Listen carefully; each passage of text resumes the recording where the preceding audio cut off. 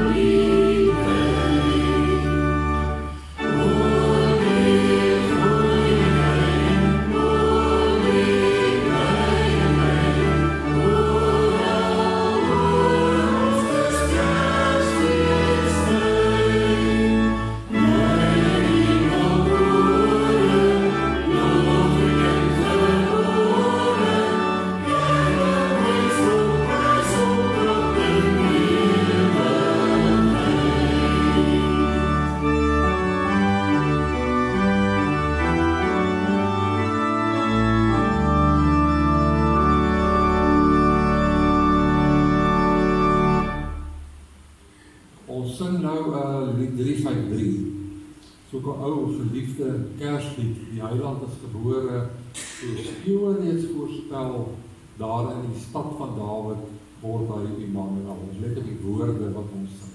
Ons sing vers 1 tot 3. Amen.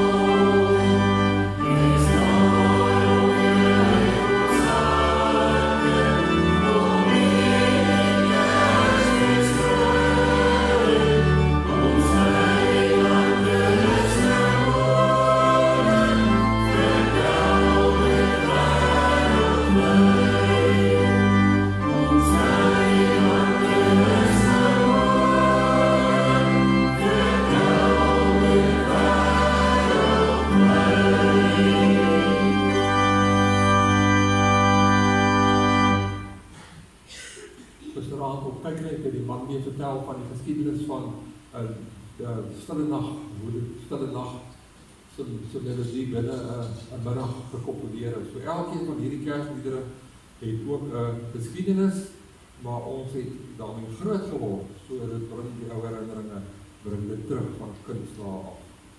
Hoor die blye engellied, dis die 365, aan die koningsseun gebied. Vrede op aarde, God die eer, hy daal tot die son daarmee. En ons sing daar al 3 verse.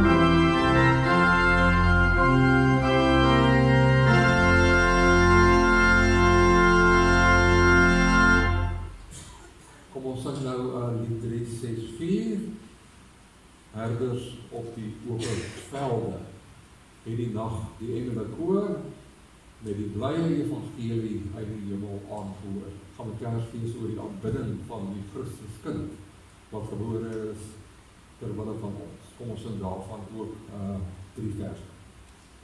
Amen.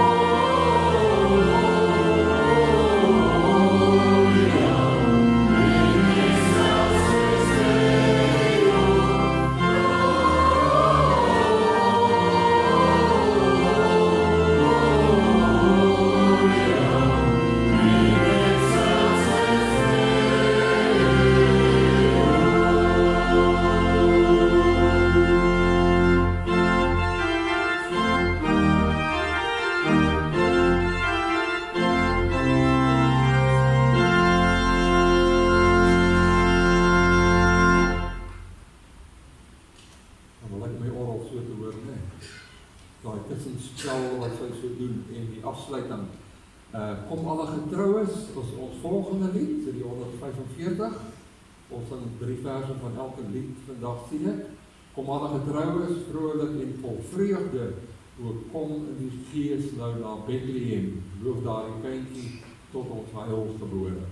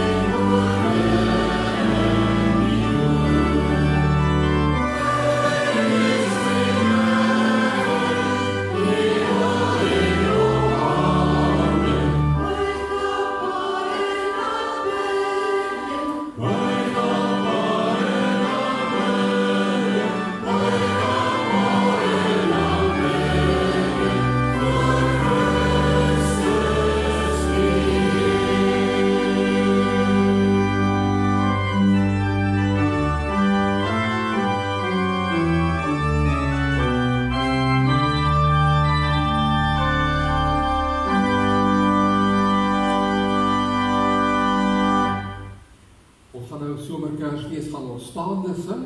Ons gaan maak so Sondag dat ons die tweede vers sing a cappella, dit wil sê sonder orgelbegeleiding. Dit klink baie mooi hierdie lied as met so net die stem is gehoor. Kom ons sing dit staande, lied 358, welkom o stille nag van vrede onder die suiderkruis. Yes.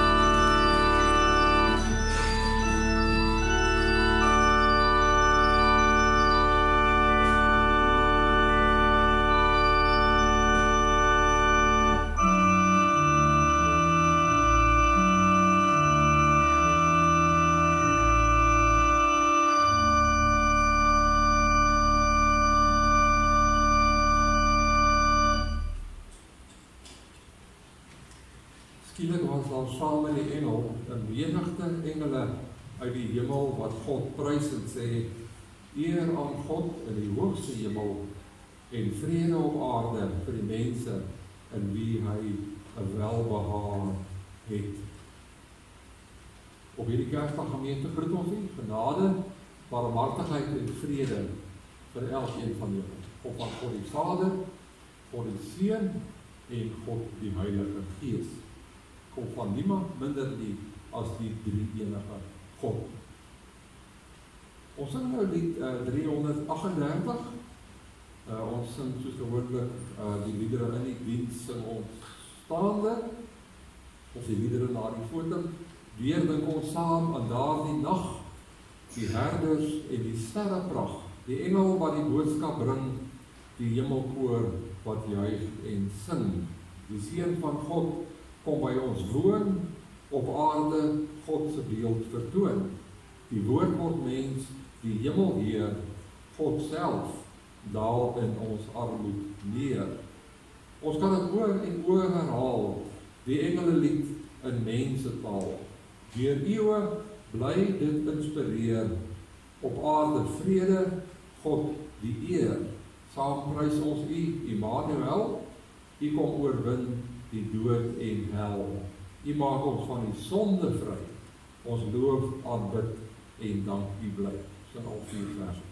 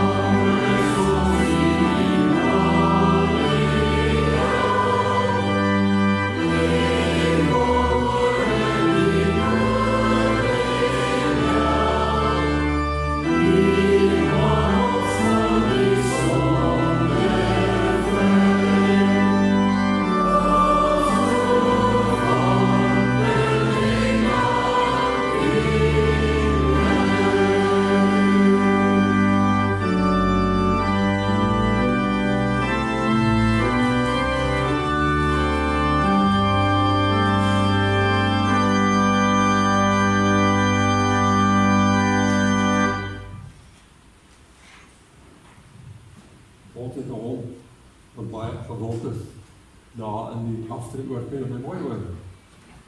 Kan jy my goed hoor? Ja. En ons het ons hond saamgebring vanoggend, haar naam is Lady. En Lady gaan vir die kinders lekkers uitdeel. So ek wil graag vra dat al die kinders kan gaan hierna kom.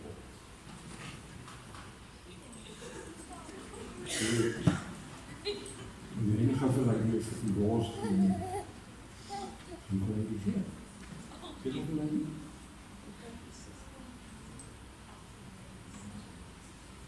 Nou, jy ziet er pas wel nog een beetje wat goed. En dan moet je kijken waar als die lekkertjes.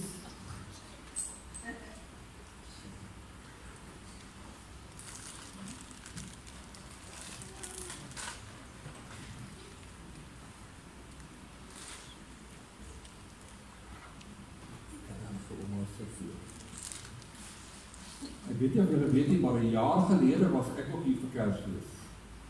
Weet jy, wie van julle onthou nie, het ook ons tee gemaak. Onthou julle? Ek het 'n lekker tee gemaak vir 2 kinders wat hier voor was. En ek het die verlede jaar ook van hierdie lekkers uitgedeel. Hulle noem dit skoolkruid. Ken julle dit? Ken julle dit? Skoolkruid. Wat lekkers is. Waarna lyk dit? En julle my glo as ek sê dit is lekker so. Dis nie hoe Frans sê. Proef jy maar daai een? Hoe smaak dit? Dit kom sy.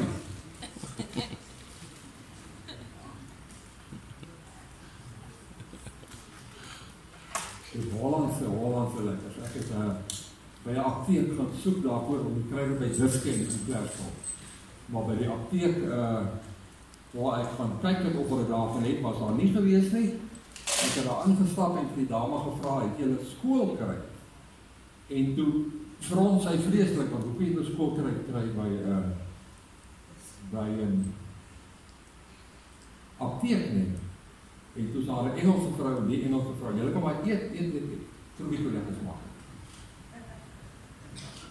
Wat glo my brokkies doen? Ek het 'n monster.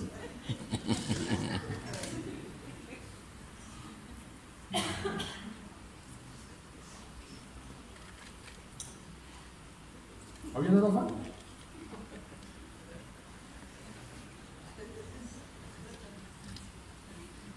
Omdat jy so hard werk en jy maar dink. O ja, dan kan jy net 'n bietjie vir Lady dankie sê, né? Jy gaan vir Lady bietjie.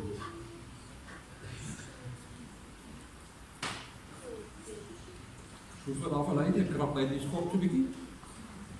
Kom maar daar. Nie van meer nie.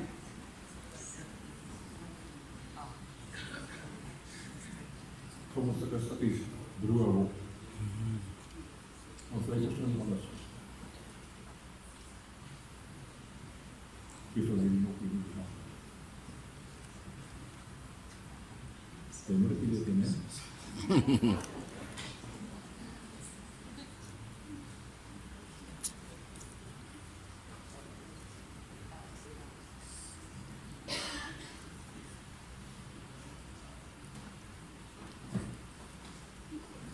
Goed, julle kan maar weer wag. Wat nog nie. Laaste stukkie. Julle kan maar weer gaan sit, ja. Baie dankie aan my vrou vir haar moeite.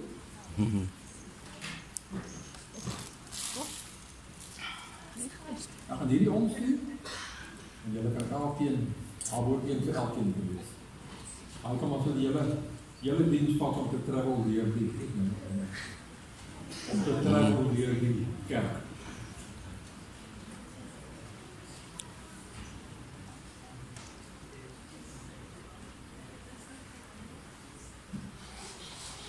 Dan soek ek van die kerkraad om my te help om hierdie uit te deel asseblief. Hier is 100 kopieë hiervan, ek dink ons is omtrent so 100 mense. So, jy kan ons van hier, wat gaan ons so pak?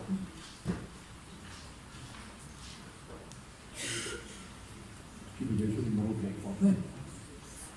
Jy kan ons na die blok vat. Ja, ek wil maar. Amor. Ja, goed. Ek wil net elkeen van julle moet hiervan kry, want hierdie kaart is wat daar agter die preekstoel is. As ek daar beduie, dan kan julle op julle papiere kan julle kyk. En dan kan julle die stories so 'n bietjie beter volg. Goed, laat die blikkie maar so kom. Laat die blikkie maar so op homself beweeg. Kom, jy maar weer gaan sit. Kom ons gaan na die Bybel, na Matteus hoofstuk 2. Ons lees die verhaal vanmôre van die ster en die wyse manne. En ek hoop dat na die tyd dat julle 'n bietjie meer sal weet van die agtergrond van die verhaal. Matteus 2 vers 1 tot vers 12 vind ek. Maak die saak nie. Na die skriflesing gaan die koor vir ons 'n mooi lied sing. Jesus is in Bethlehem in Judea gebore tydens die regering van koning Herodes. Na Jesus se geboorte het daar sterrekykers uit die ooste in Jerusalem aangekom en gevra, waar is hy wat as koning van die Jode gebore is? Ons het sy ster sien opkom en ons het gekom om aan hom hulde te bewys. Toe koning Herodes hiervan hoor, was hy en die hele Jerusalem saam met hom ewig ontsteld. Hy het toe die priesterhoofde en die skrifgeleerdes van die volk bymekaar geroep en hulle uitgevra oor waar die Christus gebore sou word. Hulle het hom geantwoord, in Bethlehem in Judea, want so is dit deur 'n profeet geskrywe. En jy Bethlehem, gebied van Juda, jy is beslis nie die kleinste onder die leiers van Juda nie. Uit jou sal 'n leier voortkom, wat vir my volk Israel 'n herder sal wees. Daarna het Herodes die sterrekykers in die geheim ontbied en noukeurig by hulle vasgestel wanneer die ster verskyn het. Hy het hulle na Bethlehem toe gestuur met die woorde, gaan doen noukeurig ondersoek na die kindjie en as jy hom kry, laat my weet sodat ek ook aan hom hulde kan gaan bewys. Nadat hulle die koning aangehoor het, het hulle vertrek en kyk die ster wat hulle sien opkom het hulle gelei totdat het gaan staan het bo die plek waar die kindjie was. Toe hulle die ster sien, was hulle baie bly. Hulle het in die huis ingegaan en die kindjie saam met Maria, sy moeder, gesien en hulle het gekniel en aan hom hulde bewys. Daarna het hulle reissakke oopgemaak en vir hom geskenke uitgehaal, goud, wierook en mirre. En omdat God hulle in 'n droom gewaarsku het om nie na Herodes toe terug te gaan nie, het hulle met 'n ander pad na hulle land toe teruggegaan.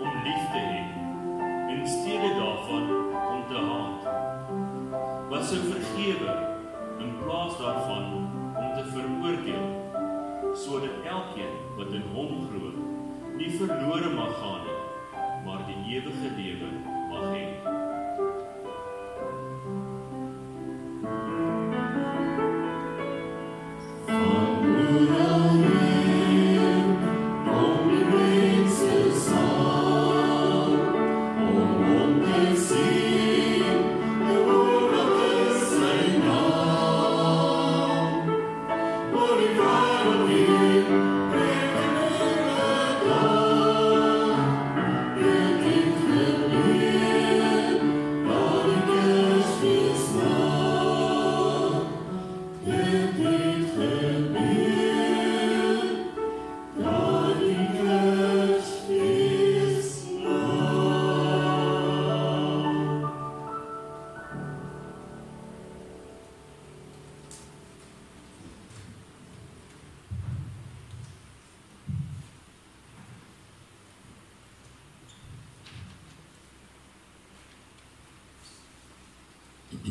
Herodes het vir die wyse manne gesê, toe hulle Bethlehem toe stuur, gaan doen noukeurig ondersoek na die kindjie. Gaan doen noukeurig ondersoek na die kindjie. En wat hulle te doen toe hulle by die kindjie kom, dit sê Matteus ook vir ons. Hulle het die kind gevind saam met Maria, sy moeder, en hulle het gekniel en aan hom hulde bewys. Hulle het gekniel en aan hom hulde bewys.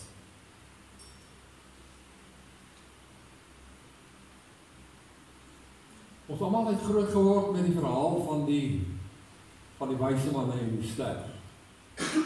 Dit kom met ons van kindsbeen af. Hierdie verhaal oor die wyse manne en die ster.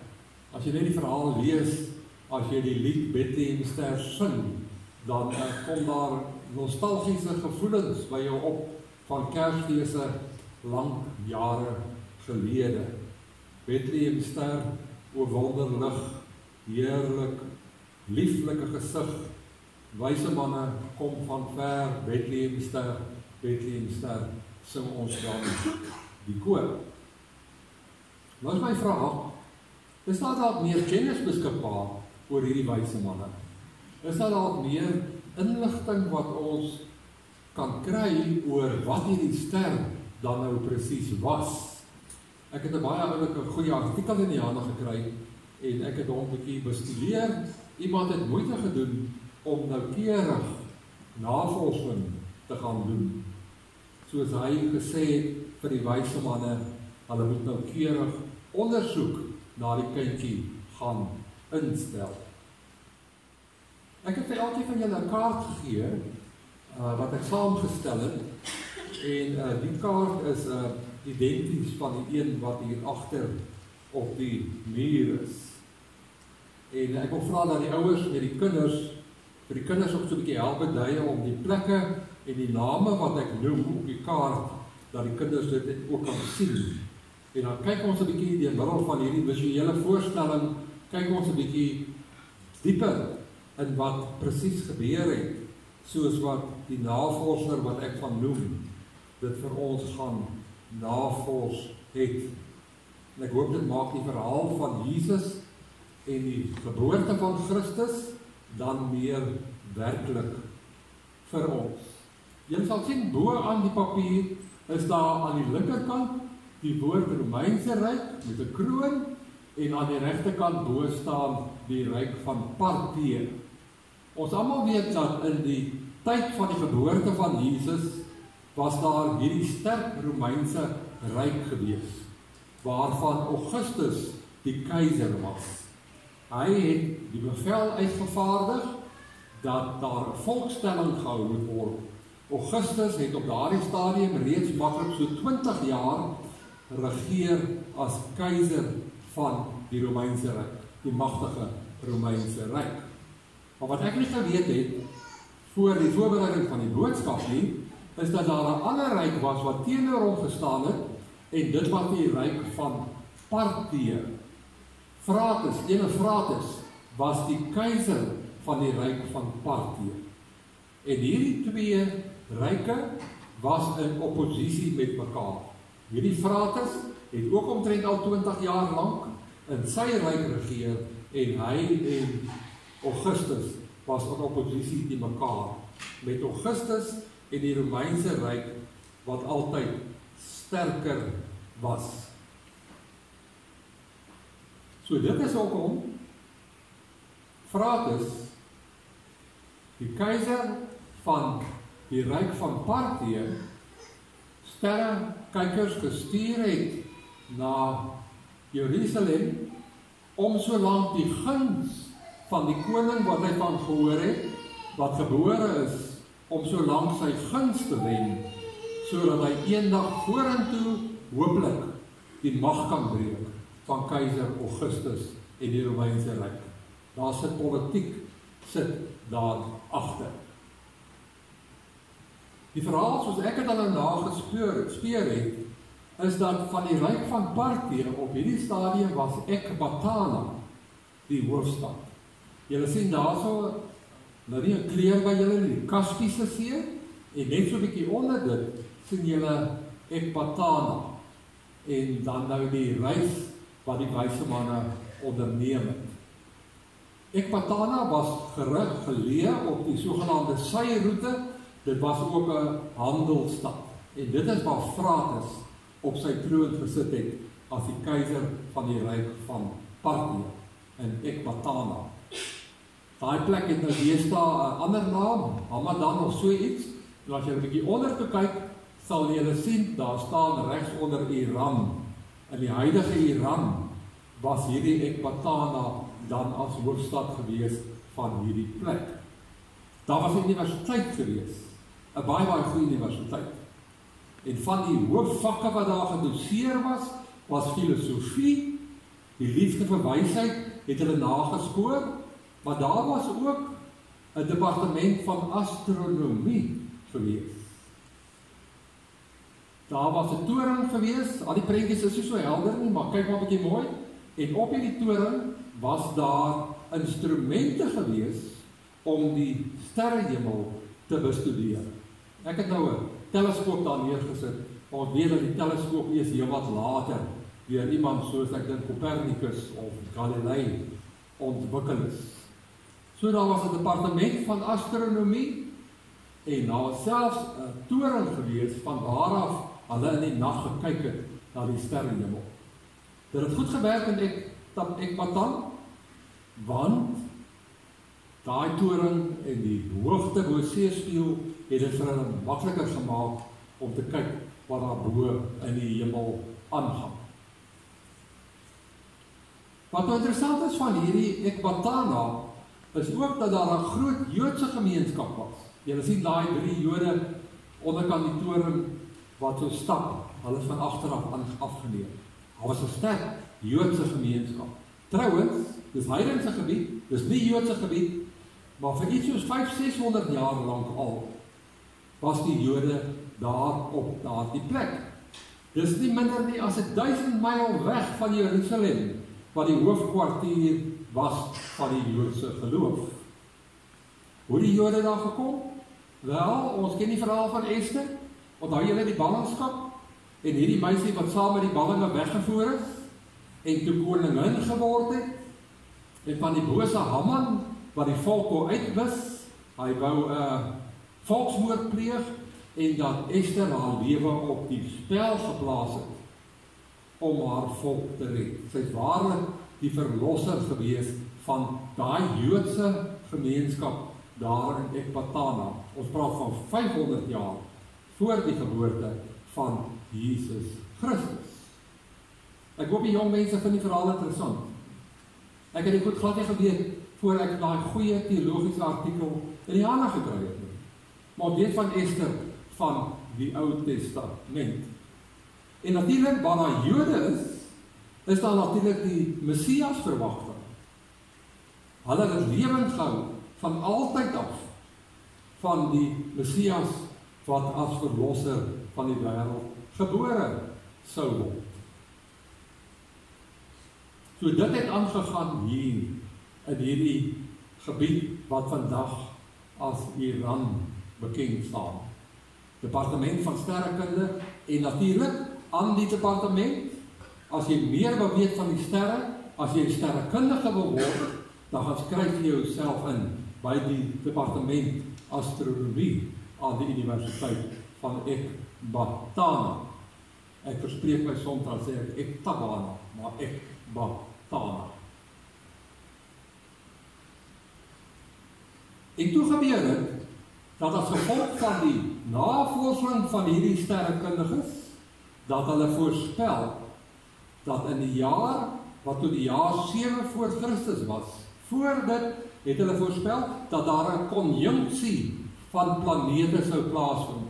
Julle sien op julle papier daai 2 planete. Ek weet nie of julle hulle kan herken nie. Die een met die ring om is wat? Saturnus. En die een op die linkerkant is die grootste planeet in ons sonnestelsel. Hy het 'n kol op hom, is 'n storm wat al vir eeue daar woed, en sy naam is Jupiter. En voor daai konjunksie, hulle was so goed gewees met hulle voorspellings, was daar die voorspelling dat in 7 voor Christus gaan daai twee planete saamkom. Ons praat van 'n konjunksie en hy gaan 'n helder lig vorm. En jou vraag is, dit gebeur. Hulle wiskunde, hulle geometrie was so goed dat die jaar 7 voor Christus gebeur het. Hulle sien hierdie helder lig wat in die hemelruim verskyn. Nou goed, wat hulle gedoen het destyds was om astronomie te vermeng met astrologie. Dit wil sê, hulle bestudeer die sterre, hulle kyk na die hemelruim om te weet en uit te vind wat beplan God vir die mense op aarde. So daai helder lig moet 'n boodskap van God of van die gode af wees vir die mense op aarde. Dit het Frates nou baie aan die ding gesit, die keiser van Partië. Wat gaan vorentoe gebeur? Gaan hy nog in die mag wees? Gaan hy nie dalk sy posisie verloor nie? En hy roep 'n konferensie bymekaar aan die Universiteit van Ekbatana. Julle volg my storie, né? Hy roep 'n konferensie bymekaar. Hy kry daar bymekaar die sterrekundiges, veral die ou wat daai konjunksie voorspel het. Hy kry filosofe bymekaar en hy kry Joodse geleerdes bymekaar. In daai toring wat beskend staan as die toring van Daniël, was daar eintlik in die biblioteek in Ekbatana selfs die boek van Daniël gewees. Hy reël die konferensie, want hier is iets groots aan die gang. Nou moet die wyse manne en die wetenskaplikes bymekaar uitkom om die betekenis van hierdie verskynsel te probeer pyl. Toe dink hulle en hulle sê, wel, die planeet Jupiter is die planeet van die konings. En die planeet Saturnus staan vir die volk Israel. En soos dit ook was, het daai konjunksie plaasgevind binne die sterrebeeld, die konstellasie van die vis. En daai konstellasie van die vis het vir hulle in daai tyd beteken vrugbaarheid en die geboorte van 'n belangrike kind. En dit is nou die konklusie van die konferensie. En daar is ook Jode gewees, rabbies en so aan, en hulle herinner dan tog ook net die konferensie dat die Jode die verwagting het van 'n verlosser wat gebore gaan word. En so is die konklusie, dit beteken met ander woorde dat daar in die stad Jerusalem die hoofkwartier van die Joodse geloof is daar 'n baie belangrike koning gebore in die jaar 7 voor Christus. So, nou moet ons Jerusalem toe gaan om die kind te gaan sien. Frates wil weet, hy stuur hulle. Waarskynlik het hulle met perde gereis, nie kamele nie. Hulle vat in die diergeskenke saam om die guns van die koning so lank te wen, al is hy nog net 'n baba. Julle gevolg gaan saam. En hulle pak hierdie reis aan. Hulle gaan van Ekbatana, trek hulle deur Irak, huidige Irak, naby Baghdad van vandag, trek hulle verby. Hulle gaan deur Sirië en hulle kom by Damascus uit. Ek het die kaart van Israel het ek nou groter gemaak. En hulle trek af tot in Jerusalem. 'n Reis wat hulle 8 weke gevat het en die ou werk uit wat so 1700 km ver was. Onthou, daai konferensie het plaasgevind. Hulle het nie onmiddellik gery nie, omtrent so 7 maande daarna het hierdie sterrekykers, hierdie geleerde mense, het hulle op reis gegaan om hierdie koning van die Jode wat gebore is, te gaan sien en vir hom geskenke te gee. Ons ken die verhaal, hulle kom in Jerusalem, en die interessante ding is, dat die Jode van Jerusalem weet van geen sout of water nie. Hulle is verstom, want hulle kom agter dat hierdie ouens weet waarvan hulle praat. Hulle is goud hier op in middag. Hulle het die hele gevolg by hulle. Hulle kan sien, en hulle het waarskynlik geweet dat in Ekbatana, daar moet jy heen gaan as jy wil weet wat die sterre voorspel. Die hele stad Jerusalem is in 'n oproer. Herodes natuurlik ook, die koning van die Jode. Onthou daar was die keiser Augustus, daar was die koning van die Jode gewees. Herodes natuurlik ook, want hy besef die gewigtigheid hiervan. Soos Frates is Herodes ook bekommerd oor sy troon wat in gevaar is. En hierdie kom hierdie mense uit die vreemde uit. Hulle is nie Jode nie. Kom hulle in Jerusalem aan en Herodes sê vir die teoloë in Jerusalem, gaan lees 'n bietjie die Bybel. Waar gaan die kind presies gebore word? Hulle kom by mekaar, die kerkleiers in Jerusalem, leiers van die Joodse geloof, en hulle sê, nee, maar die boek Micha sê, hy gaan nie in Jerusalem gebore word nie, hy gaan gebore word in Bethlehem, die stad van Dawid. In Bethlehem was daar op daai stadium so 800 mense gewees. En die stam van Dawid het hulle veral in Bethlehem gevestig. En ons weet dat Jesus is gebore uit die stam van Dawid. En so gaan hulle andermal op reis, was nie 'n ver reis gewees nie, en ons weet dat hulle toe weer 'n keer die ster gesien het. Aanvanklik het die ster, wat hulle ster genoem het, helder geskyn, dit het vervaag, en toe het die ster bo Bethlehem gelyk of hy stil staan.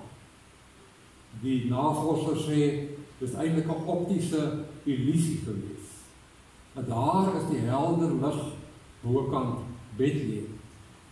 Ons het groot geword met die prentjies van die kind in die stal en die ster wat hierso lyk of hy so 10 meter bokant die huis hang, kan natuurlik nie wees nie.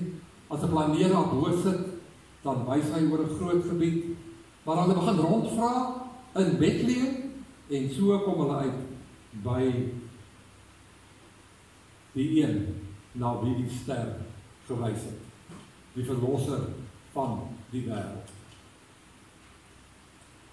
Terwyl ek so voorberei aan die preek, die artikel gelees het, weer 'n keer die skrif gaan lees het natuurlik, het ek myself ingedink in die gemoedstoestand van hierdie sterrekykers.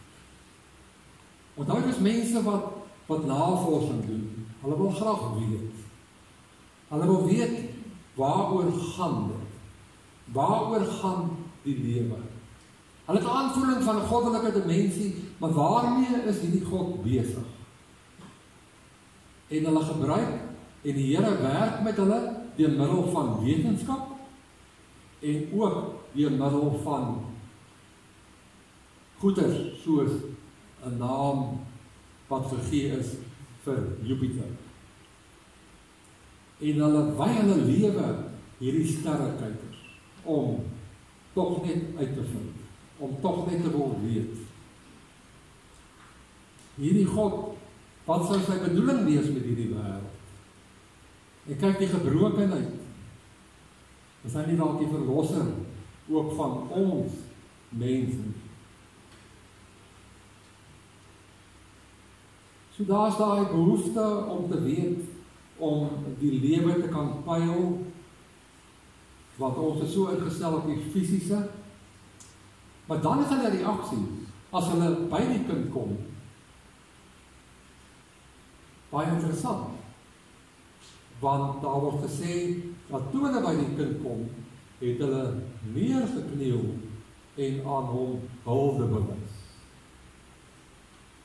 Op daai stadium was Jesus 9 maande oud, werk hulle uit.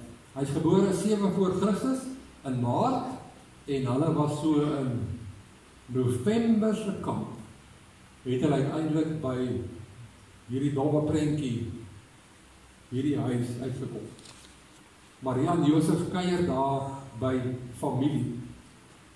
Dan gaan hulle die huis binne en hulle tel 'n bepaalde aura op, 'n bepaalde atmosfeer en dit kom weer tot hulle. Hierdie is die Seun van God. Hier staan ons nou by God self, wat mens geword. Dit moet hulle op 'n manier soos 'n bliksemstraal getref. En toe gaan hulle by die huis toe, hulle pak nie die lang reis aan. En kan julle glo, op Pinksterdag is daar van die Jode van Ekbatana, wat vir die Paasfees Jerusalem toe gegaan het, en wat die uitstorting van die Heilige Gees beleef, wat het ervaar het. Hulle het God op 'n baie besondere manier beleef. Ek vra vanoggend vir my vrou, so by die wakker word, waaroor gaan hierdie dag nou eintlik? En sy gee toe vir my die antwoord wat amper half die preek opsom. En ek stap buitekant toe om die voertuig te gaan uittrek en ek hoor hierdie oorweldigende geluid van voëls wat sing. En Psalm 18 of 19 kom by my op. Die hemele vertel die eer van God, die uitspansel verkondig die werk van sy hande. En toe weet ek, dis waaroor hierdie dag gaan. Om al dit te bring. Om rustig te word en bewus te word van sy teenwoordigheid. En ek dink die musiek en die koor wat vir ons gesing het, hopelik ook die prediking van die woord, bewerkstellig het vir ons vanoggend.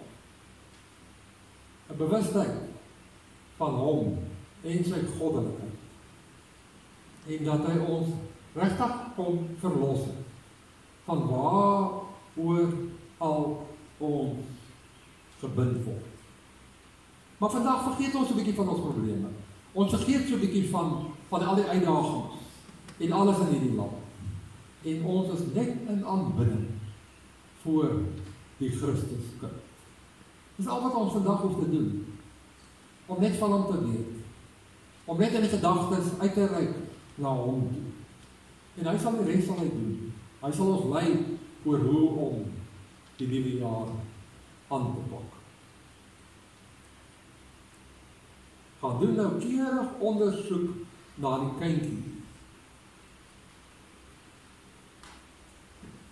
Hulle het in die huis ingegaan en die kindjie saam met Maria sy moeder gesien en hulle het gekniel en aan hom hulde bewys. Here, ons is in hierdie oomblikke in aanbidding voor U.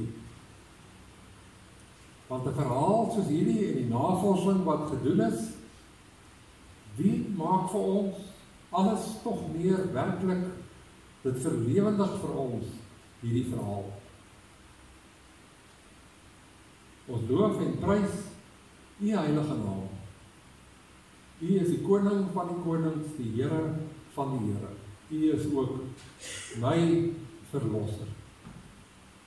Dis die moeite werd om U volgeling te wees, om U koninkryk te laat kom. Amen. Goed, ons diens is nou klaar, ons gaan stille nag saam sing, en dan gaan die dankoffer by die deure opgeneem word. Ons sing het staande, stille nag, heilige nag.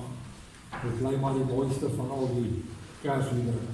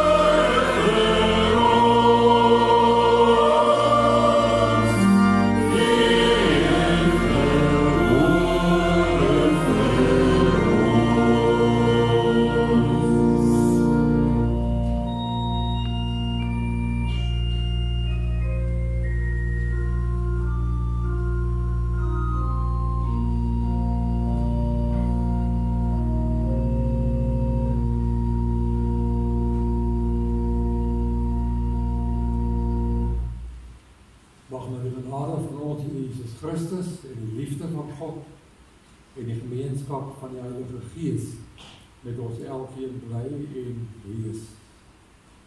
Amen.